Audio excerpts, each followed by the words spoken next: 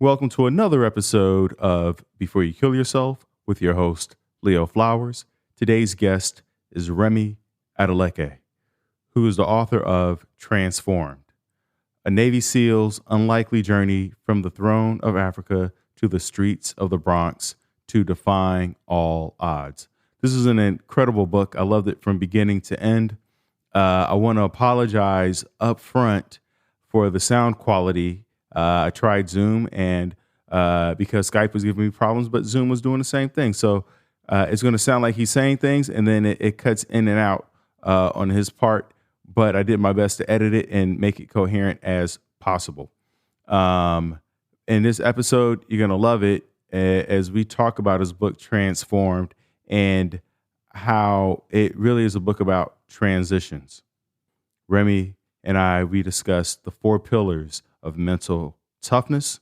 We talk about, should you have a plan B?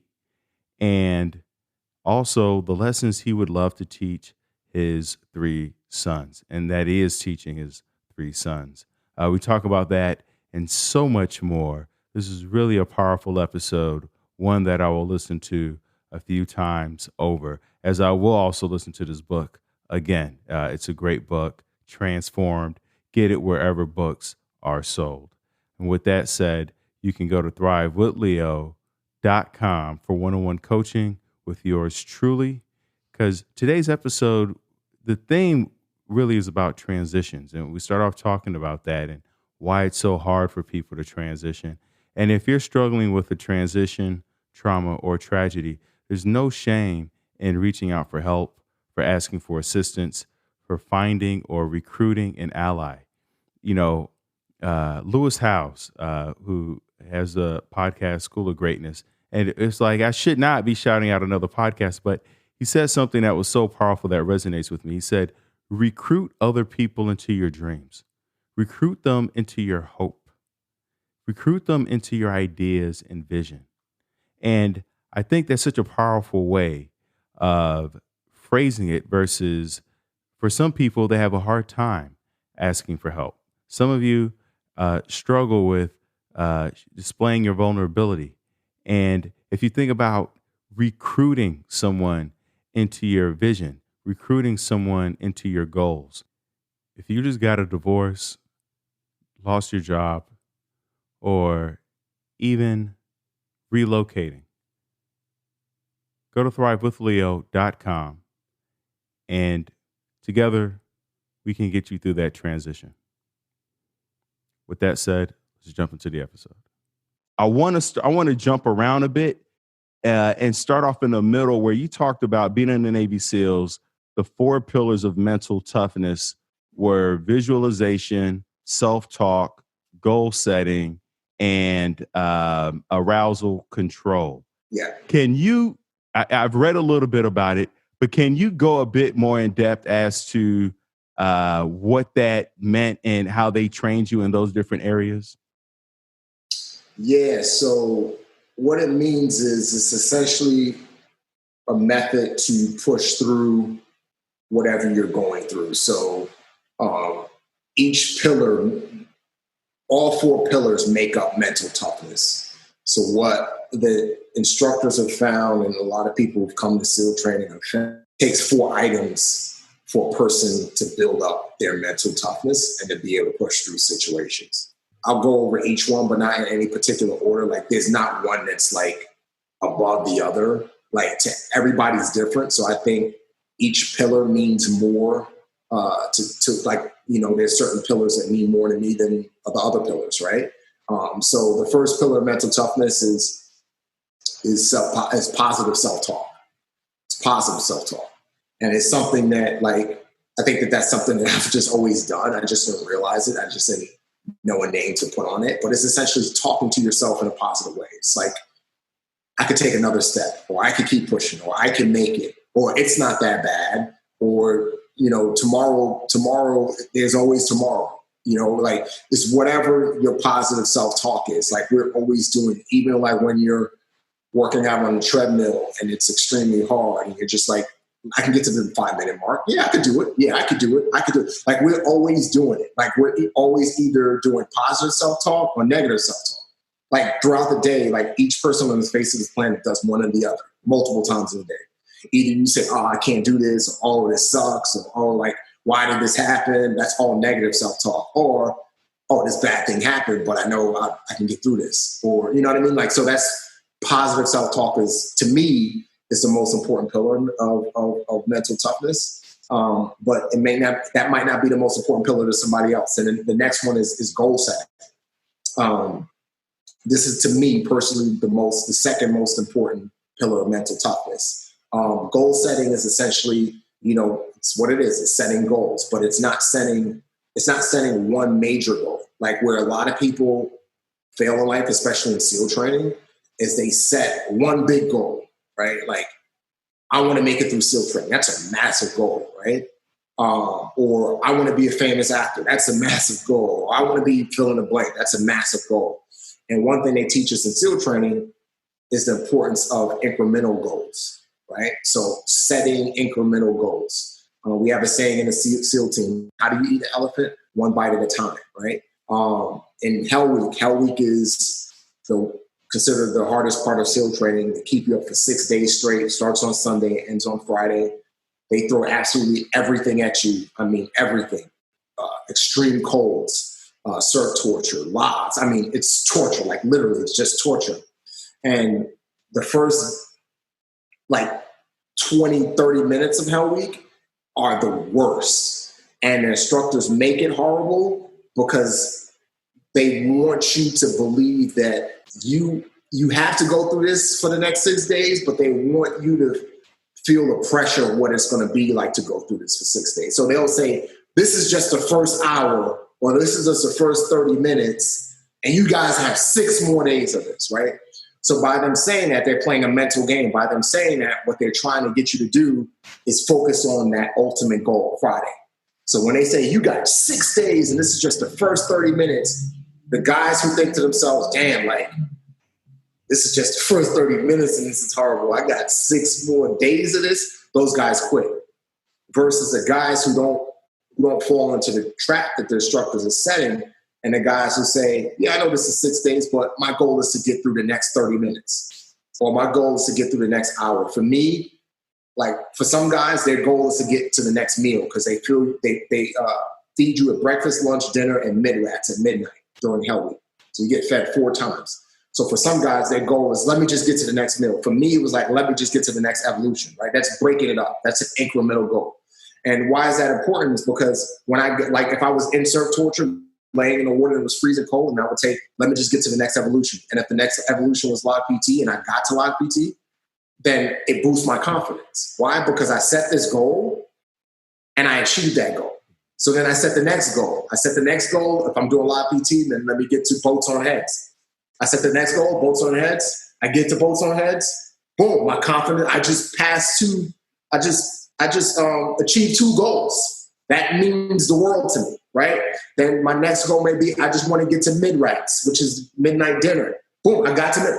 So now as you achieve these goals, you're boosting your confidence and you're boosting your motivation, right? Because you're accomplishing something. Anytime somebody is able to visibly accomplish something, like if they're smart, they'll use that accomplishment to push them forward. Right. And so that's goal setting. That's an important pillar of mental toughness, again, is setting those incremental goals. And I do it every day in my life now, with writing, and in business. It's like, okay, if I'm in a business, let me get to this part of the business deal. Let me get to the point where let's not close the deal, but let's get to the point where we're having the first meeting about whether somebody's going to buy this project. And then when I have the first meeting and the meeting goes well, okay, my goal is to get to the second meeting where they're going to make the ultimate decision to buy this project. Boom. Get to the second, boom, my confidence is increased. Then, okay, they're going to do this project. Let me get to the point where my agent and my lawyer is putting together the contracts. Boom, right? So essentially, that's all goal setting, right? And you can apply it to any aspect of life. The next one is visualization. And, visualization can go hand in hand with goal setting, because essentially what you're doing is you're visualizing achieving that goal. And what that does is it tricks your mind into believing that you've already achieved it. Case in point, we see visualization all the time when we watch a basketball game. Anytime you watch a basketball game, you're seeing visualization being carried out. Why? When a player goes to the free throw line, and you see them before they take the shot, they're at free throw line and they're doing this before they even get the ball. They're doing this. They're visualizing themselves getting the ball in the hoop, right? And then, and then they get the ball and then they take that shot. What does that do? That tricks your mind into believing that you've already done it, so that when you go do it, you have more confidence in doing it, right? We do visualization every single day. We just don't realize that we're visualizing. I'm gonna go to the gym. Like when I'm doing pull-ups or whatever I'm doing, it's like if I'm at 1, I'm visualizing getting to 10. And when I'm at 10, I'm visualizing getting to 20. It's like in my mind, if I set a number in my mind, like I get to that number. I visualize and get to, I don't know if that makes sense, but it's visualizing that, achieving those goals. And then obviously arousal control is the last one.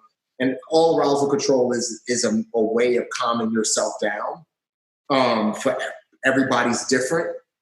For me, as a person of faith, especially as it relates to what you touched on earlier, transitioning can be very hard.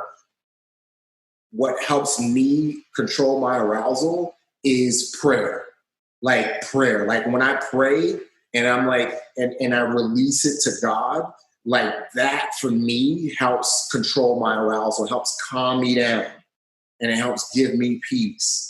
When I read the Bible, there's certain things that help. It helps calm me down and gives me peace. Arousal control. For some people, is listening to music, right?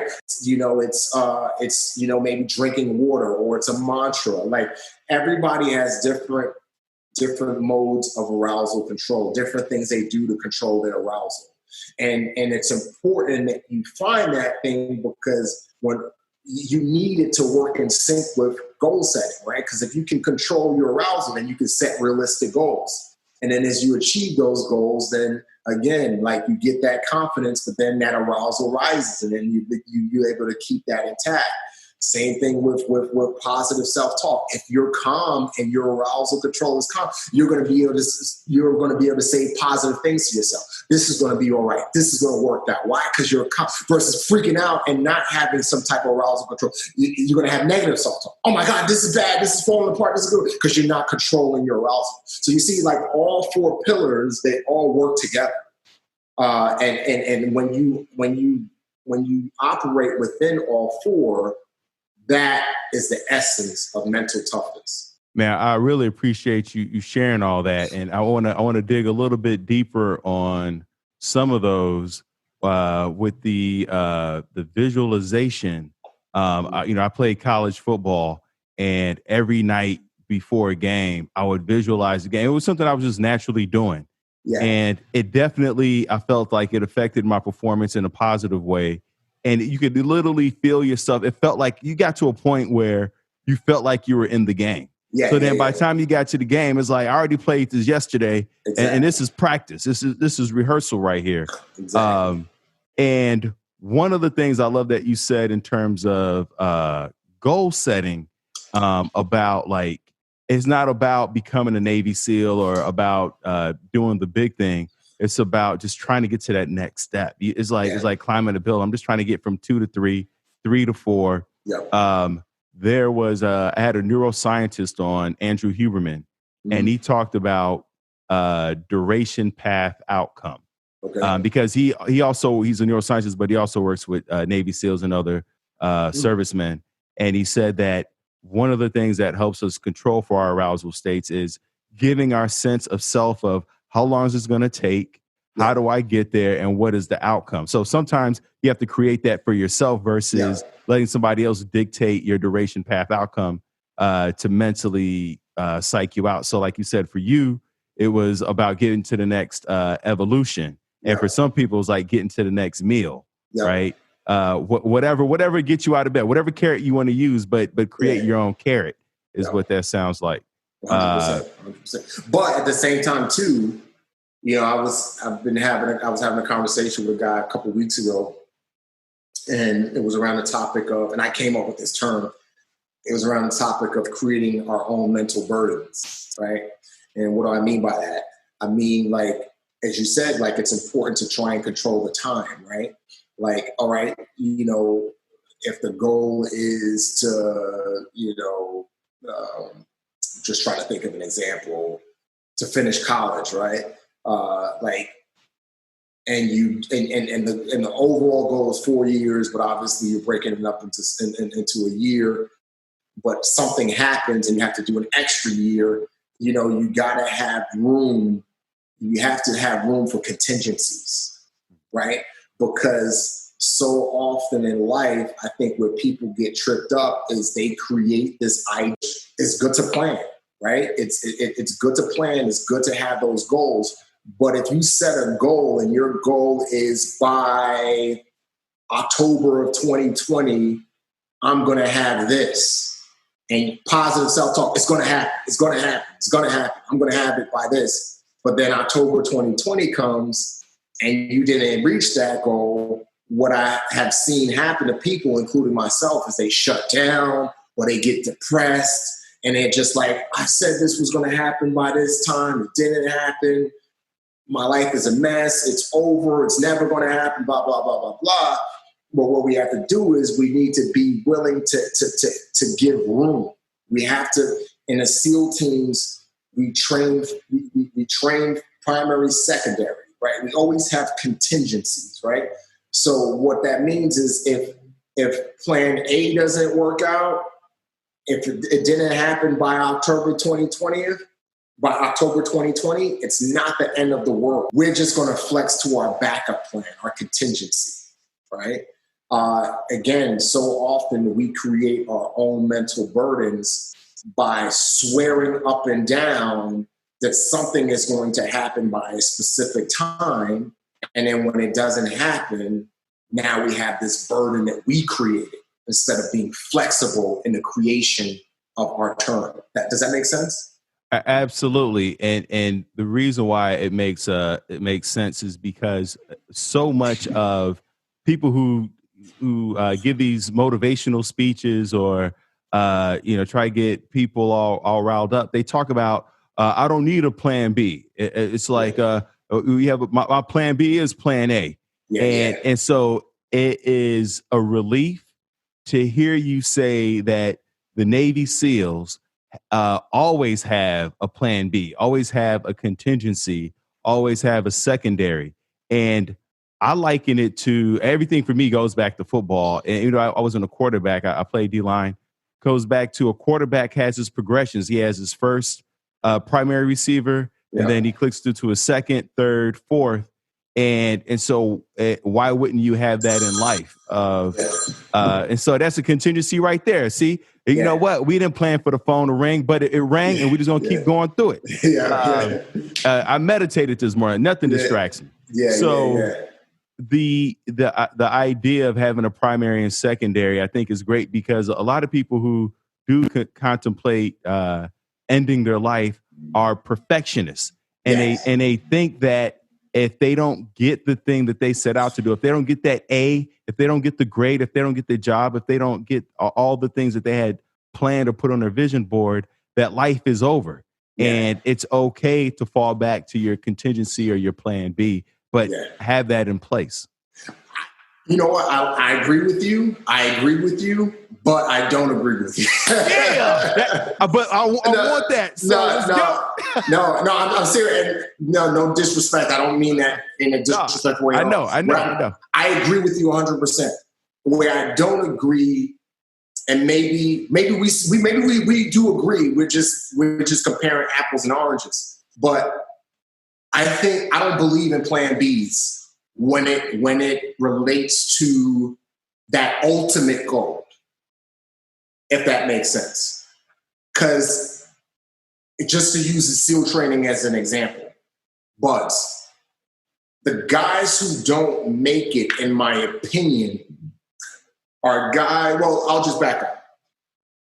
The guys who don't make it are guys who don't have a deep-rooted emotional reason as to why they want to do something. first and foremost.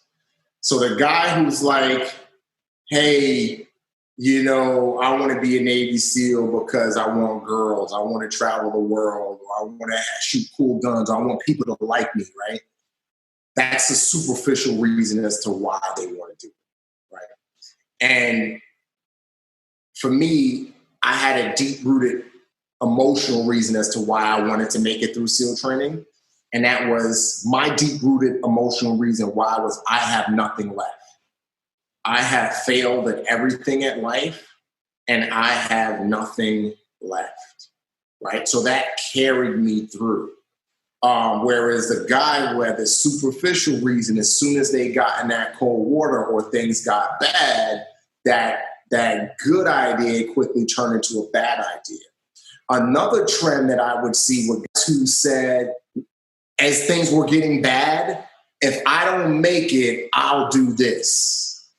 I'll go EOD, or I'll go into regular Navy, or I'll go into the Army and try to go to Army Special Forces, right? Because things are in SEAL training, things are going to get bad. And when things get bad, that plan B is going to start looking really, really good. Because then you're going to start coming up with reasons and saying, you know what, like Army Special Forces, they are as good as SEALs anyway, and their training's not like this. And you're going to start coming up with good reasons as to why plan B is better. And even in my life now, as a writer, I don't like plan Bs. Like when I was writing my book, I wrote my book right there, bam. I wrote my book by myself. No co-writer, no ghostwriter. And my publisher tried to push a plan B on me.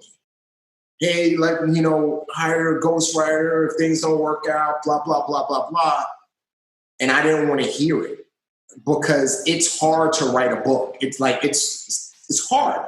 It's hard. You got to think about story structure. You got to think about story arc. You got to think about other characters. It's a long process. It's hours of work. And the harder it gets, the easier, if you have a plan B, it can become to go to that plan B. So if with everything I do in life now, I personally don't believe in plan Bs when it comes to that overall goal, right? That elephant. If the goal is the elephant, I'm going to eat it one bite at a time, and I'm going to plan for contingencies in case those small goals along the way, like my story, I got to Hell Week. I almost died in Hell Week. I had pneumonia, siphon Radler the first time I went through Hell Week. All right, boom. What's the contingency plan? All right, the contingency isn't to quit. The contingency is, all right, let's start back from day one and begin to eat the elephant to work our way back up to that goal of Hell Week and then get through Hell Week, right? So, or the alternative could have been like, oh my God, like I made it to Hell Week and I almost died and now I got to start day one all over again. I don't want to do this all over again. Like, I don't want to blah, blah, blah. Like, right? Like I had the contingency already in my mind that if this doesn't work out along this path, I'm going to just start all over, right? So it's important to have contingencies for those incremental goals, in my opinion. But when it comes to that overall goal, in my opinion, you can't have a plan B, because, and I see this so much athletes and Olympians on, Navy SEAL principles that translate into sports. And, it's the interesting thing is I work with a rugby team. I've worked with the same rugby team since 2014, 2015. And I went and I worked with them again last October of last year. And I have totally seen a difference in this. I don't know what the G, X, Y, Z generation, whatever it is, but these kids I worked with last year and the kids I worked with back in 2014, 2015, completely different group of people, right? And why I say that is I found with this new generation that I went to go train of rugby players, as soon as things got hard, it was so much easier for them to say, oh, I don't have to do this training with Remi. Oh, I'm going to go to my dorm or blah, blah, blah, blah. It was easy for them to quit. Right. And I find it with so many kids I mentor or talk to where when things get hard, it's just like, well, I'll do something else. Like, a friend of mine, he had an idea. He wanted to, he wanted to write this movie, right? And he's writing a movie, and it got hard. And then he was just like, oh man, you know what? I'm gonna write it as a book. So then he started writing it as a book, and it's just like, oh no, it got hard. So then it's just like, well, I'm gonna write it as a treatment. Then he write it as a treatment. He's just like, and I told him, I said, listen, bro, I said, you need to cut out all these plan Bs, stick to the plan A, finish it. I don't care if it sucks. I told him, I don't care if the script sucks. I don't care if whatever you folks decide on, I don't care if it's bad. Just get it done. Because once you get it done, you have accomplished it and you will have confidence now in having finished it. But if you keep on jumping from this is hard, so I'm gonna do it this way, then this is hard, I'm gonna do it this way, you're not gonna get anywhere. You're just going around and around in circles.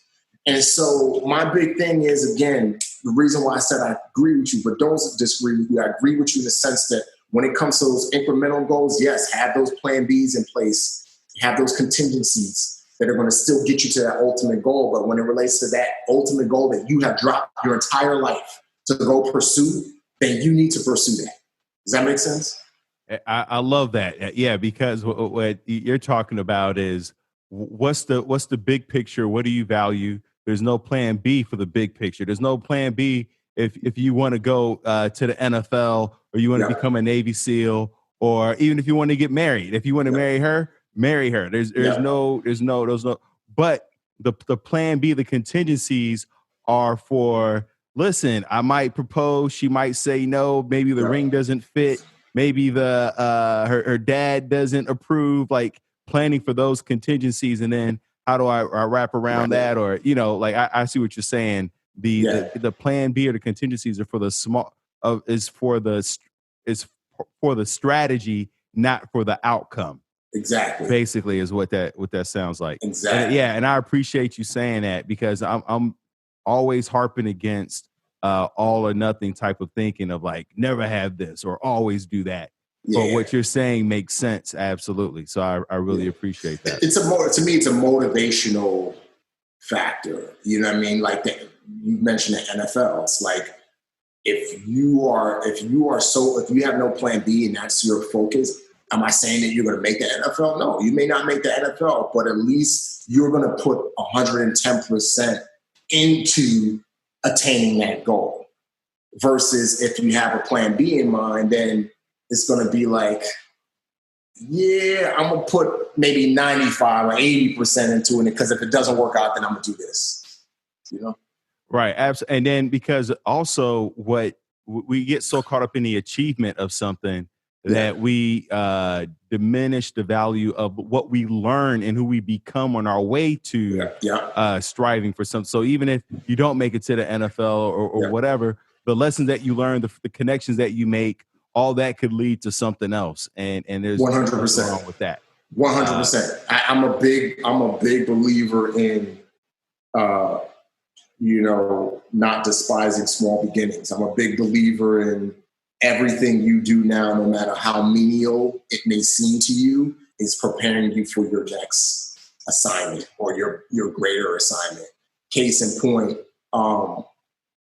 me as a writer now, when I was a kid, my mother would make my brother and I read the New York Times, find articles, and then write reports. And the reports had to be near perfect, or she would make us start all over again with another article, right? And I hated that. I hated my mom. I was just like, this is dumb. This is stupid. Why are you doing this? However, she wanted me, and I didn't understand this because I remember I was a kid, but she was trying to get me to focus and follow through on that, because if I could focus and follow through on writing a report, then I would, one, be able to focus and follow through on other things moving forward. But two, she was unbeknownst to her, preparing me for a career as a writer, right? So all of that stuff that, I didn't get paid to write those reports, but now I'm getting paid to write books and movies. You know what I mean? And, I was on a podcast 2 weeks ago with Darren Woodson. He played for the Cowboys and a few other NFL players. And, we were talking about how there's so many, especially, when you play at a college and professional level, that can translate into business. right? When you really pay attention. And we were talking about how, football players can go into certain corporate environments and people will listen to them because of the fact that they were a football player, and they can use analogies from football in that corporate environment that can help as it relates to recruiting in business, business plans, marketing, PR, leadership, team building, all of that stuff, because there's so many things in sports, in my opinion, that translates, just like the military, that translates into business. So there's so many things that athlete, going back to the example of the NFL player, whose goal is to be in the NFL, and maybe that doesn't happen, but guess what? By him striving towards that ultimate goal and striving towards it in excellence, right? Like, and they're doing it with excellence. Why? Because they have no plan B, so they're doing it with excellence. And by striving towards that goal in excellence, they're acquiring all of these lessons and building these relationships and obtaining these skill sets that now they can use in a corporate environment and make as much, if not more money, in the business world than they would have made in the NFL, right? And so don't despise small beginnings, because all of this stuff translates.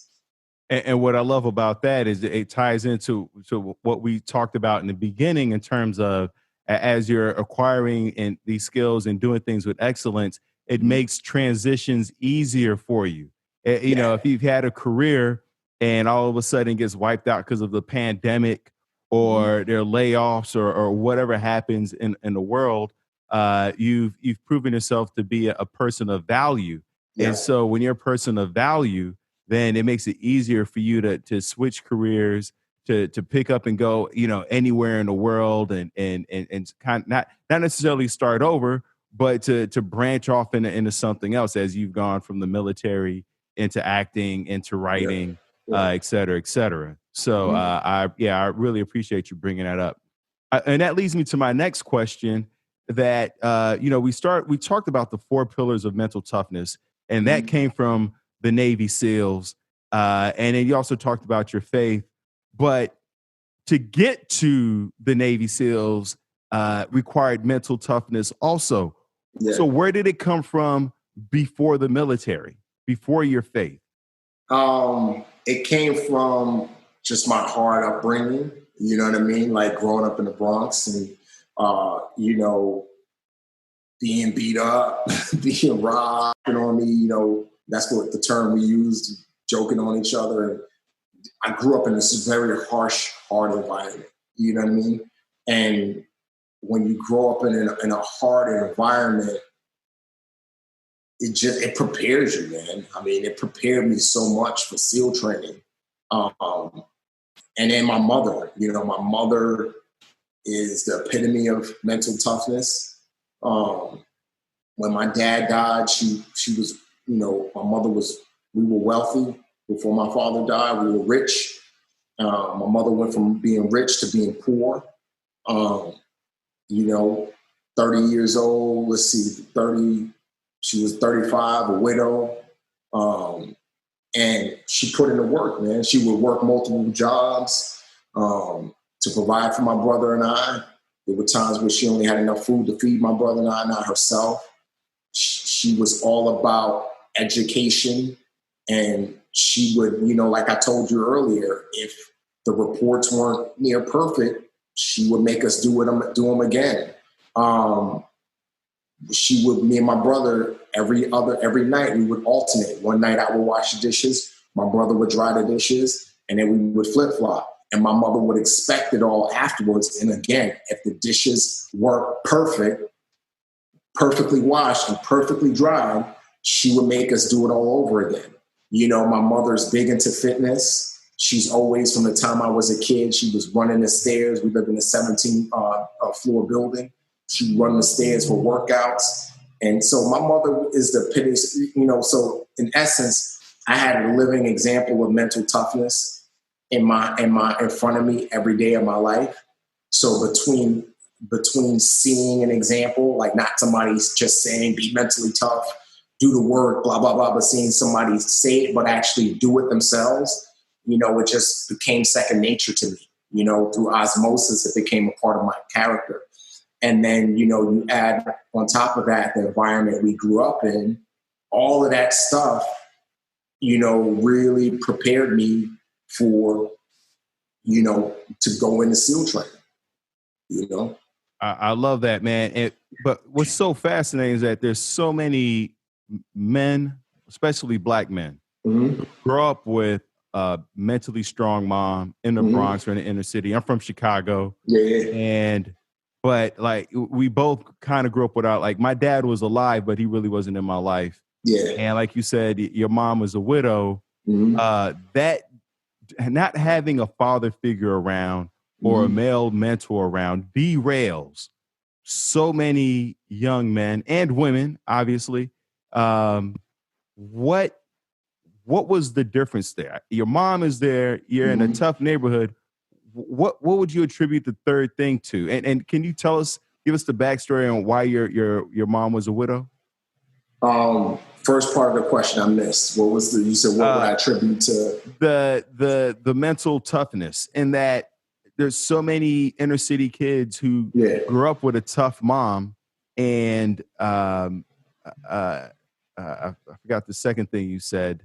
In an inner city, right? Yeah. You grew up in a tough streets. I got beat up. Dad wasn't around, but a lot of those young men end up in jail and shot, as you talk about in your book. Guys who running scams, and you saw the writing on the wall was like, if I keep going this direction, it's a wrap. So I wonder have you identified a third piece to why you made it out and what the difference was?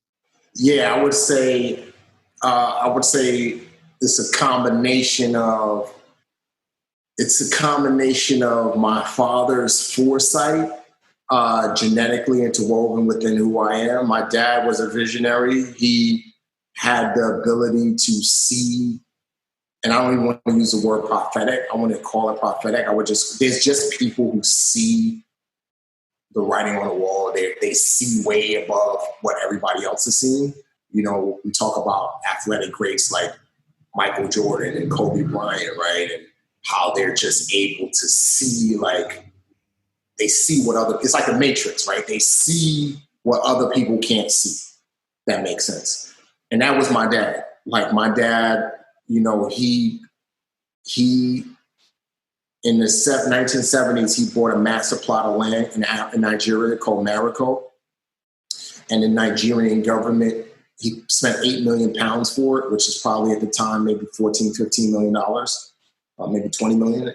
And the Nigerian government stripped it from him after he had paid for it, the federal government. And he went to court and fought the court case for like a decade. And then finally, the federal government came back to him and said, hey, you can't have Mariko back. What do you want? Do you want your money back? And my father, being a visionary, said, no, I don't want the money back. I want the lagoon. What he was referring to was there was a lagoon that was off the coast of Nigeria, off the coast of Lagos. Lagos is made up of a lot of islands, and it was a lagoon off of the coast of one of the Lagos islands. And my dad wanted the lagoon, and they laughed at him. They said, you're stupid. What are you going to do with water? You can't do anything with it. But my father, being a visionary, was like, okay, I'm an engineer. I'm connected to so many engineers across the world. What if I hire Dutch engineers? We dredge the foreshore and create an island. Because if we create something where there was never nothing, then nobody could ever come back and say that land belongs to us, right? And so my dad was a visionary in this sense, right?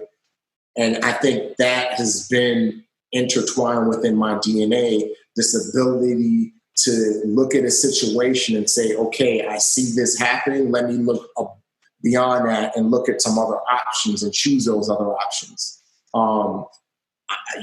How I got into the film and TV industry, and I'll use this as an example before I jump back. When I got into the film and TV industry, I got into it as a consultant / actor on Transformers. I worked on that project. But while I was working on that project, I was paying attention to everybody. I wasn't just paying attention to Mark Wahlberg and Anthony Hopkins and all these famous actors. I was paying attention to the producers, the director, executive producers, just all of these people behind the scenes that are calling the shots, that are real decision makers, that are real people crafting stories. And then because of Transformers, I got invited to work on some other projects with big people like Peter Berg and, and just other massive producers and directors. And I would just watch them. And as I began to watch them and see things going behind the scenes, I began to say, okay, I'm 34 years old. There's no way I'm going to make a career as an actor, but I see this other space where I could be a producer. I have all these stories in my head, all these ideas. I can write, I can create. Why relegate myself just to this option of being an actor when there's so much, when I'm seeing what these people are doing behind the scenes and I know I could do that. And that's when I would say, okay, I'm going to look beyond that. And I'm going to start teaching myself how to write films and teaching myself how to produce and teaching myself how to do all of these things. Whereas the other people I was working with was just like, I'm going to try and be an actor. I like this, blah, blah, blah.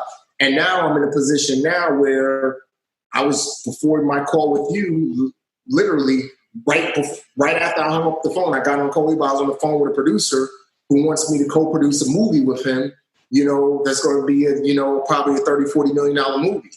And he wants me to come on as a producer. And, and then I have my agent, my phone rang. That was my agent who was calling me because there's other people that want me to do stuff on the behind the scenes, writing, producing, and shaping stories, which is where the real money and control is, right? So I've always had this ability to, and I get it from my phone. And so that third factor, to circle back to your question, was that, my mother, the environment, but it was this ability to see, okay, if I stay in this environment, continue to do what I'm doing, I'm going to end up dead or in prison.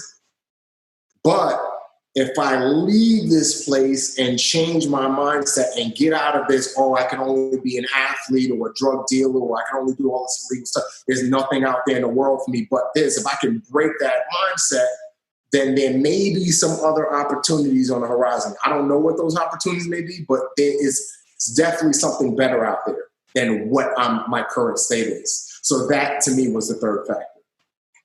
Yeah, and as you're saying that, to me, what I also hear is humility, because I could easily hear somebody going, I could do this. I was a Navy SEAL. I could do whatever. I could be an actor. I could be the next Mark Wahlberg. Yeah. But, but like you said, you were able to see beyond that. I appreciate you sharing that part of the story. Mm-hmm. You have 3 sons. Mm-hmm. And given the current political climate, I'm not trying to get political. Yeah.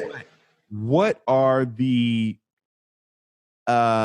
lessons or values or pillars that you are intentionally trying to instill in your 3 sons?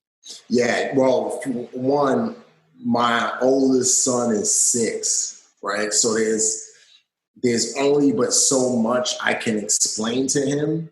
And, my next one is 5, and then my next one is a year and a half, right? So there's only but so much I can share. Where I start now is I can't. Like that's the biggest lesson that I try to instill in them now is this word I can't doesn't exist in your vocabulary, right? Especially I can't because, right? And so as a father, especially a Black father, 3 Black boys, the first thing that I want to control and I want to kind of root out of their mindset is this I can't attitude, right? So I tell them all the time, I say, when they say I can't, I say, remember, you can't say that, but you can say it's hard. You can say it's hard. Because the reality is life is hard. Things in life are hard. You can say it's hard, and then we can work together to figure out how to get around that hard thing, but you can't say I can't. Obviously, as they get older, then I'll begin to gradually instill other lessons within them. I say, the other thing I try to teach, and I say try because, again, they're so young and it's so hard for young kids to grasp things, is living by example, right? So what do I mean by that? Everything I try to teach them, like my mother, I don't try to teach them verbally. I try to teach them through my actions. You know what I mean? Like the big one is keep your word, right? And so I tell my kids all the time, hey, you got to keep your word. If you say you're going to turn on, if I say we're going to turn off the TV at 5:00, and I say, hey, if I let you watch this next episode of TV, you're not going to whine when we turn it off, right? And they say, yes, Daddy. I was like, all right, you got to keep your word, right? And if they whine, I say, hey, you got to keep your word. But how do I teach that? I teach that by keeping my word. And it gets me in trouble with my wife a lot because, my wife, for example, my kids before COVID hit, they would see a trailer for a movie like Spider-Man or one of those Avengers movies or whatever. And they would say, I want to watch that movie, Daddy, can I go watch that movie? And I would say, yeah, we could go watch that movie. It's cool. I think it's cool to watch a superhero movie. And my wife would come home and my kids would run to her and say, hey, Daddy said we could go watch Spider-Man or whatever. And my wife would immediately go to the trailer, and if she sees anything of violence or anything like that, she's like, no, they can't see it, Remi. Why are you telling them they can see it? They can't see it, blah, blah, blah, blah, blah. But my kids are looking at me like, Daddy, you said we could see it. And so I get in trouble with my wife because I take them to go see it. And my wife would be like, why'd you do that? I was like, because I gave them my word. I told them I would do something. And I think the most important thing we could teach our kids, especially as Black fathers, is one, keep your word. Two, live by example. You know what I mean? And three, I can't doesn't exist. And all of those things, in my opinion, are going to build to other more important, more deep lessons as it relates to race in this country, as it relates to racial injustice. Everything connects. And so I think that if there's, some principles that may not fully connect to racial injustice or what it means to be a Black person in this country right now, because I'm teaching them these small little incremental lessons, I think those other lessons will make more sense as they get older. That makes sense. Yo, the whole I can't versus it's hard, Yeah. that really resonates because I think that what makes it hard for a lot of people to say it's hard is because it kind of denotes defeat. Yeah. Whereas I can't means like nobody can do this. This is impossible. Yeah. So they're just like, so it gives them an excuse. Yeah. And I'm realizing this for myself. Like I don't say it's hard. I just go I can't. And I wrote that down. I'm like, yeah, it's hard, and I don't admit that, or it's challenging, or it's difficult, or it just feels a bit overwhelming. But what's interesting is the science, the research, the literature shows that when we can identify the emotion that we're going through, it makes what we're going through more bearable. Yeah. And so people who there's so many people out there trying to be all stoic and act like and eschew like emotions. It's actually being able to identify and express your emotions makes you tougher. Exactly. And it's so true. Yeah. No, it's funny, dude. I don't want to give away too much, but I wrote a movie about the first group of African Americans to serve the Special Forces. And I won't give the exact line that I say, but I say something along those lines that, it's more like it takes more strength for you to bear your weaknesses and for you to admit you need help, like than it does for you to walk around like this tough guy, like, yo, I'm good, I got to see it. Like, that's weakness to me. Like, to me, weakness is, yeah, I'm a tough guy, I got it all together, I'm good, this and that and this, when deep down inside, you're hurting, you need help, you crying yourself asleep at night. Right? It takes more strength to go to somebody and bare your soul to them and be like, I'm hurting. I need help. Like, I'm struggling, and do it in tears. That takes way more strength than it does to be like, yeah, I'm good. Like, I'm a tough guy. You know what I mean? That's weakness to me. You know what I'm saying?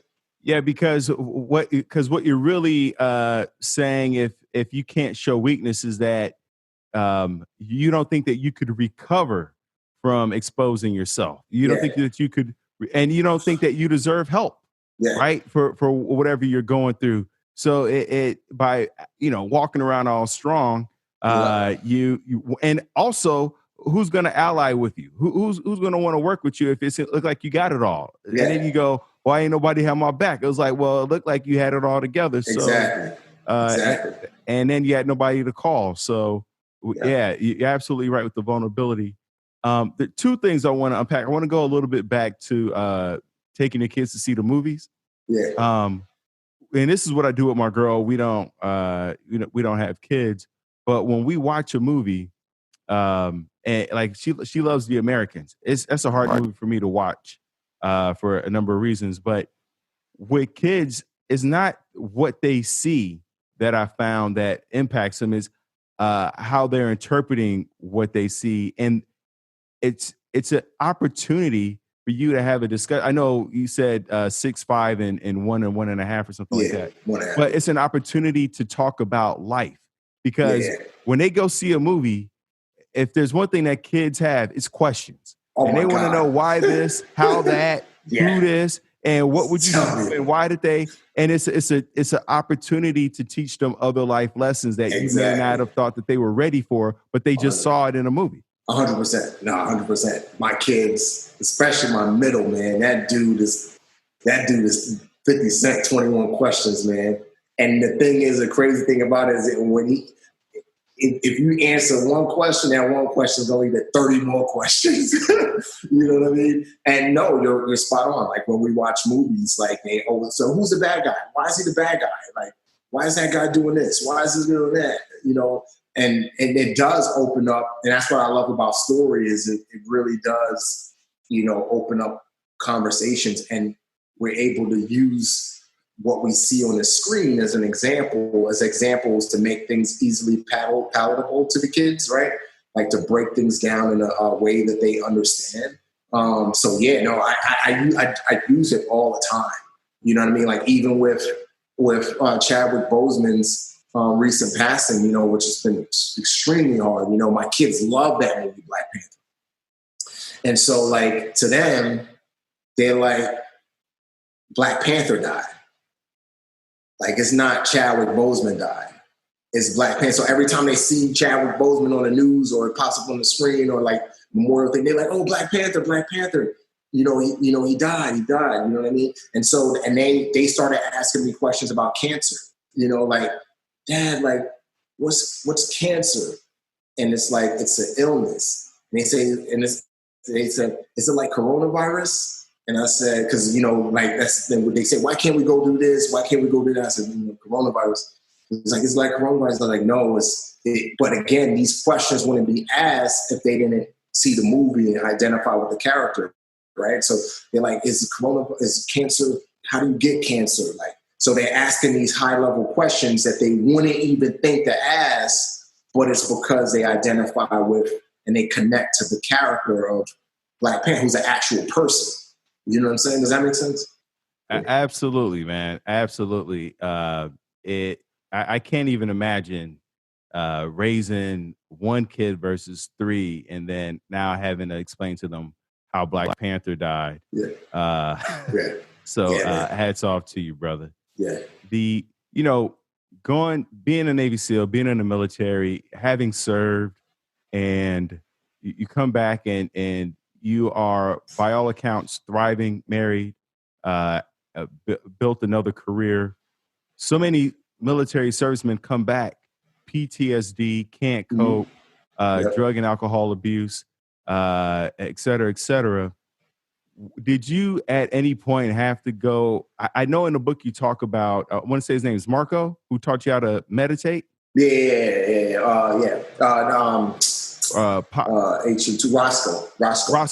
Yeah. I want to ask, what from that experience with Roscoe do you still take with you to this day? Because you talked about meditation and enlightenment, et cetera, et cetera. And then did you have to go through therapy at any point to cope or deal with your time in there or transitioning out? Well, yeah, interestingly, I'm working on a project now. Can't go into all the details about it, but it has to do with transitioning.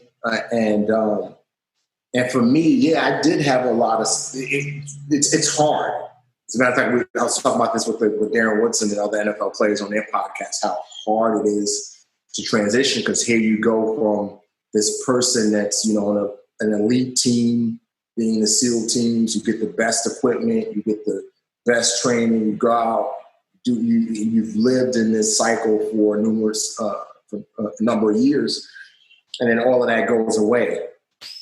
And the transition was really hard for me. But what helped me was I did get therapy, but not formal therapy.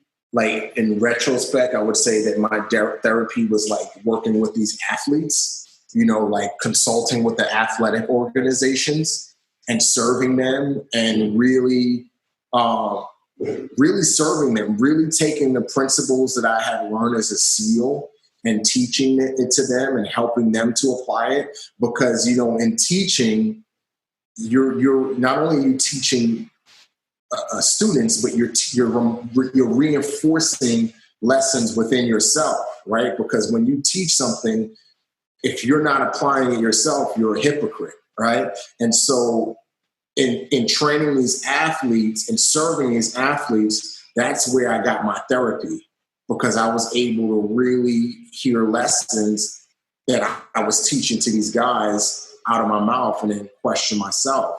And it brought a lot of healing to me on purpose a little bit more, and can you repeat that last part? It glitched again. I would say serving helped me find healing and purpose,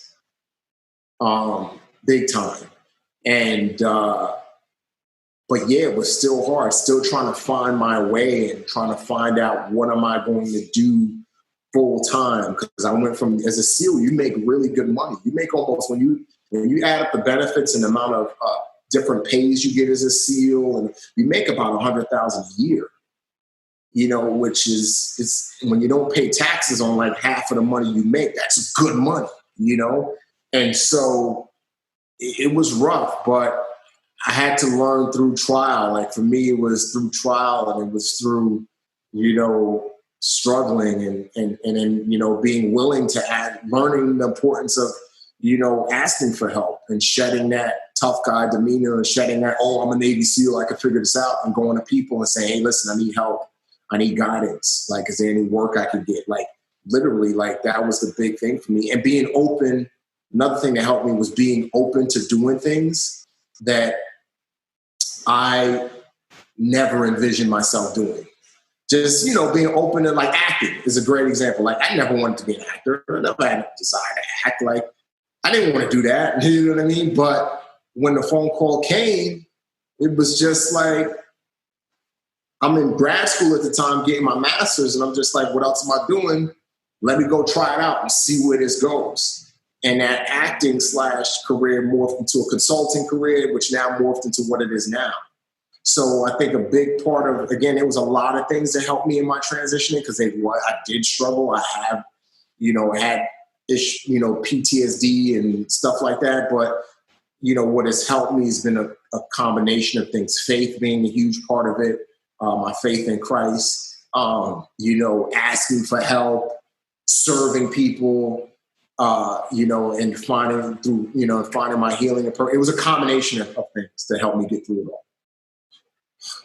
I appreciate you sharing that, brother. Is there anything that we haven't discussed that you thought would be of value to people who are struggling right now with mental toughness or being resilient?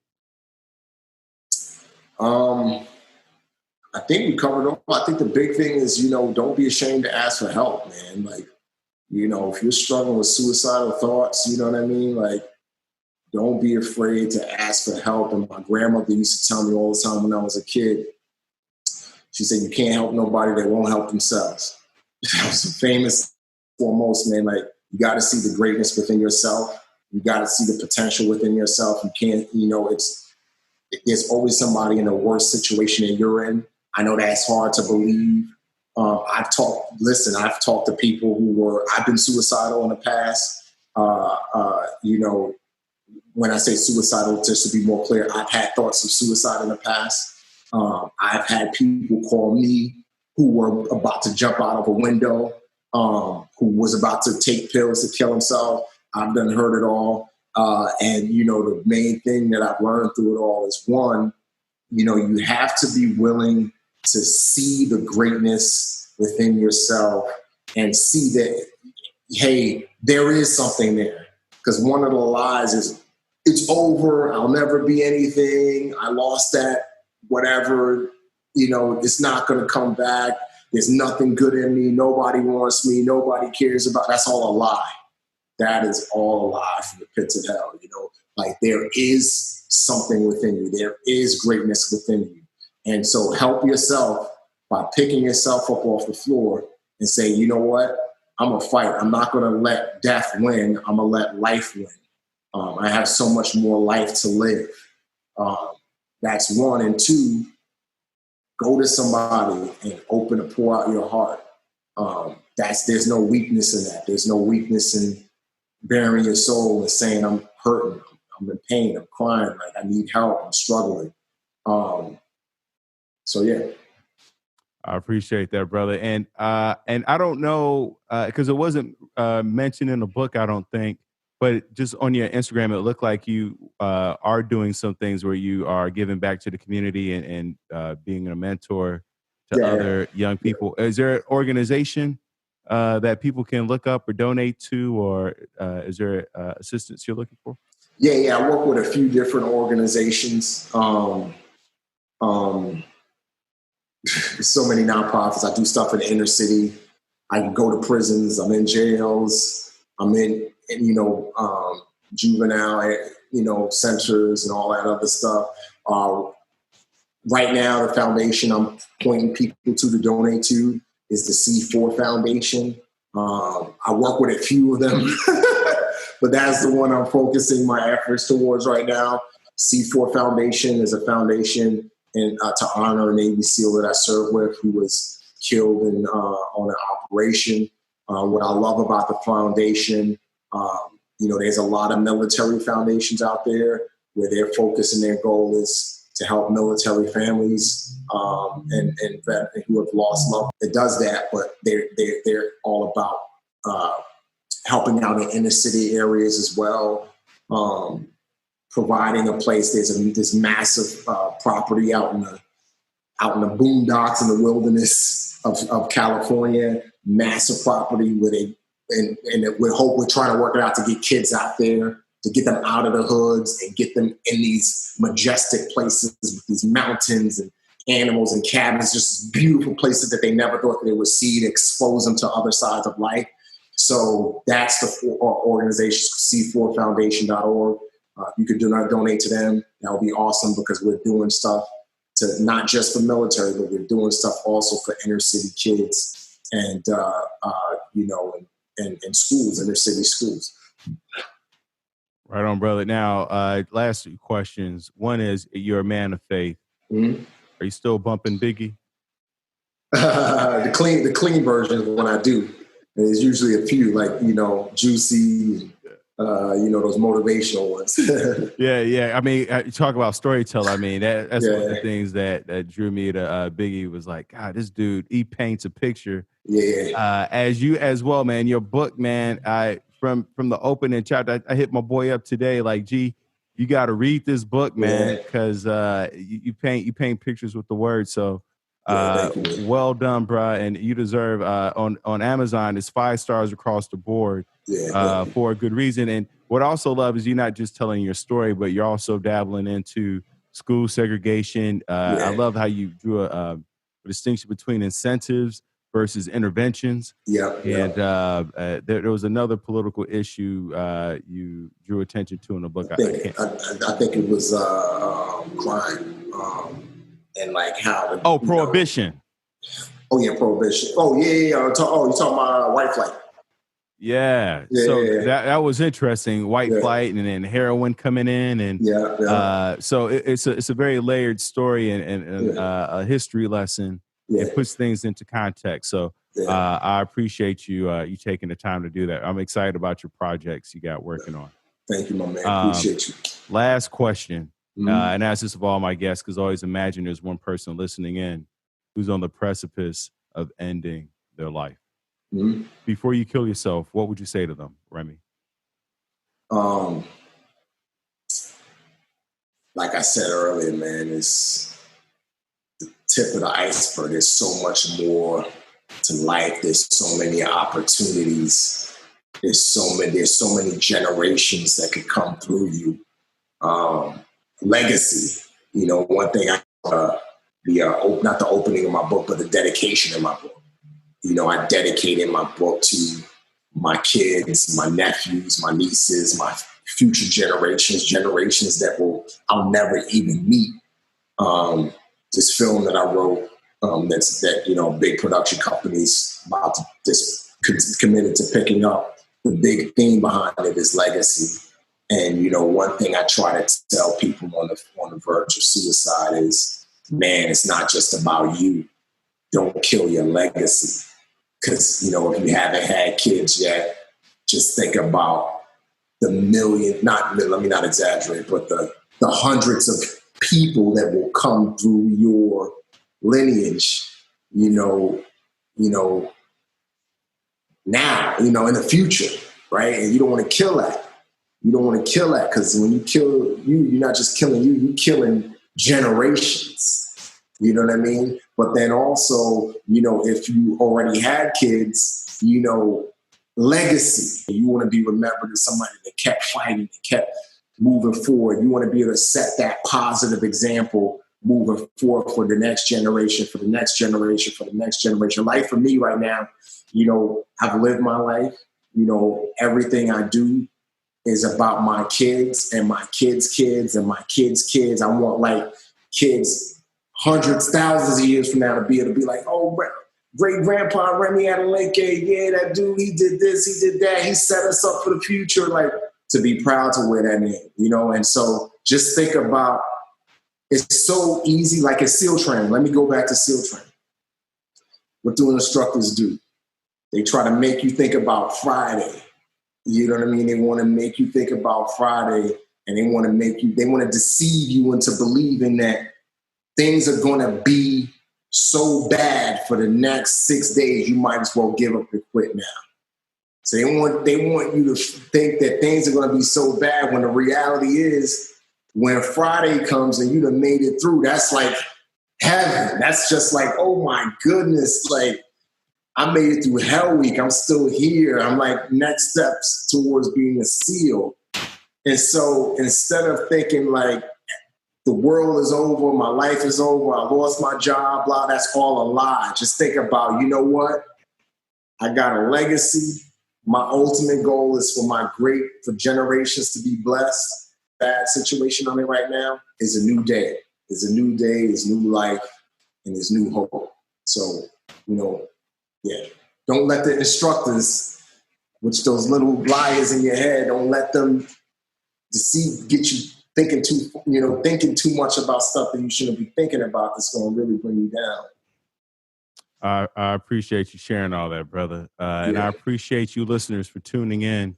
Remember, this podcast is not a substitute for you going to get help, for you reaching out, for you calling the 1-800-SUICIDE or 1-800-273-TALK, or the other numbers that I have listed in the show notes. There's international numbers. There's text numbers. There are groups. There is something for someone anywhere in the world.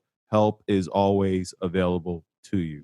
You can always go to thrivewithleo.com for one-on-one coaching with yours truly. Let's get to tomorrow together. Thanks a lot, Remi. Thank you, bro.